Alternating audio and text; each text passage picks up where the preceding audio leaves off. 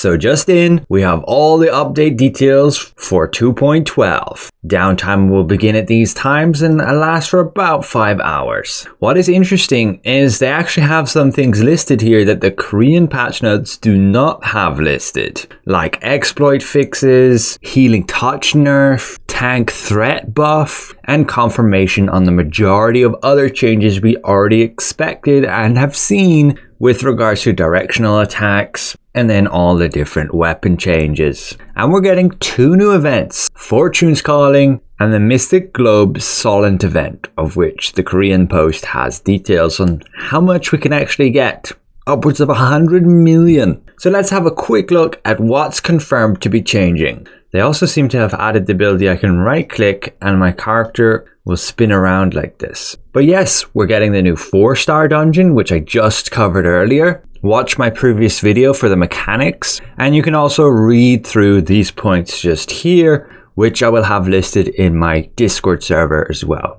It's a good bit of fun, but honestly, it's easier than I expected it would be. The loot table has the new fancy earrings, which then brings, yes, the 6th accessory slot here. 2 of them will come from the new dungeon, and you can see all of the stats here. 2 will come from Nebula, and 2 from the new arch bosses. These are then all of the stats when you max it out, and you can get rune synergies on them too, with bonus fortitude, hit chance, crit, and in terms of the trait, you're going to get extra hit, crit, and heavy attack, but with the new directional stats. This is going to add to your overall amount of stats, and so you will just gain this bonus when it applies. So if I'm attacking somebody from the back and I have this trait, I will gain that extra boost to that. And you can see in your character sheet, you have a new section just up here, how much stat boost you have to a certain direction.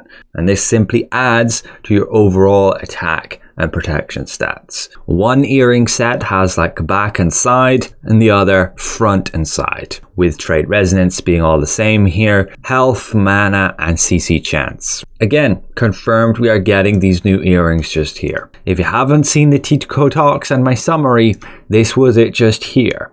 Ultimately, he announces the new raid coming with the new legendary gear and the new skill extraction ability. So save onto any tier 2 weapons that you have a great skill effect that you might want to use on your legendary item, and use the coupon code TICOYAPT25 for a bunch of extra ornate coins. We're also getting the positional attacks. You get these flat boosts for back attacks and then front shield block chance. And we have the new indicator on our targets, which will show exactly which way they are facing, so you can better see where you need to be to gain your bonuses. We'll be getting the Interserver Siege here, where castle owners will be able to sign up into Interserver every 3 weeks, pitting castle owners on different servers against each other. And this will be your whole alliance. So one will be attacking and one defending, like a 1v1 alliance kind of thing. This Mystic Globe Sollant event, make sure to buy your Mystic Keys, and when you use them to get like Mystic Globes, instead you get the Lucky Bags, which have a chance to get upwards of 10 million Sollant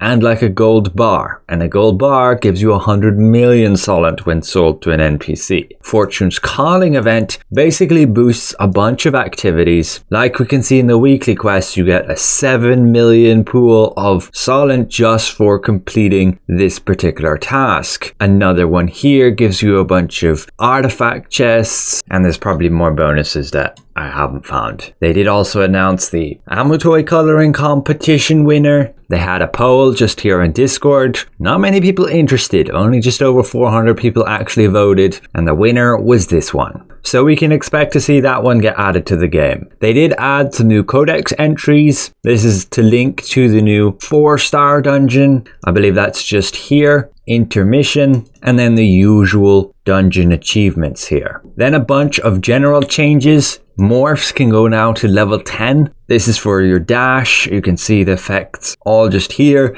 and also for your glide. And swim goes to level 6. They fixed the exploit where players were able to enter a Dominion event all together as basically like a guild. You join one person's party, you signed up, and then you left the party and you were still signed up, and you would end up still in the exact same Dominion event as that first person you joined. So this fixes that exploit. They also adjusted the cream pudding, so now it gives us construct damage bonus and damage resistance. This is great, so we actually have a use for this food now. And they added more types of cooking contracts to the NPCs. That can actually be kind of annoying.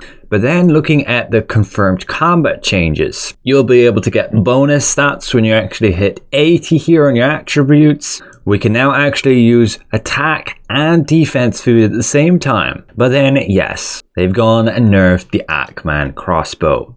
You can see now it would specify only while selfless diffusion is active. You can see the crossbow updates here, pretty much just movement speed nerfs across the board. I would assume they added these other things too, to like weak point shot and selfless, but just didn't mention it.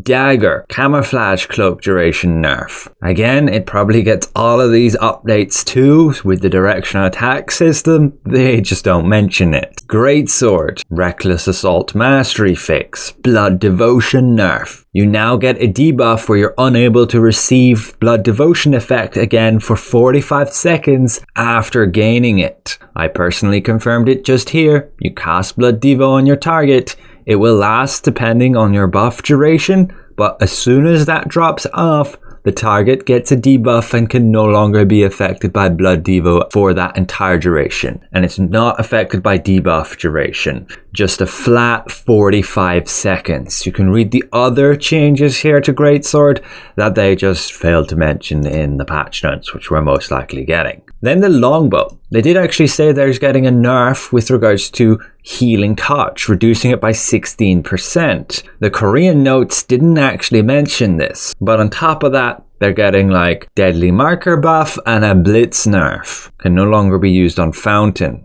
As for spear, yeah, this is where my confidence in these patch notes kind of goes out the window. They still have it listed as predator, which is a translation error. That's exactly how they have it in the Korean patch notes, listed as predator. And yeah, spear is translated as window. But we are very likely to get all of these skill changes too.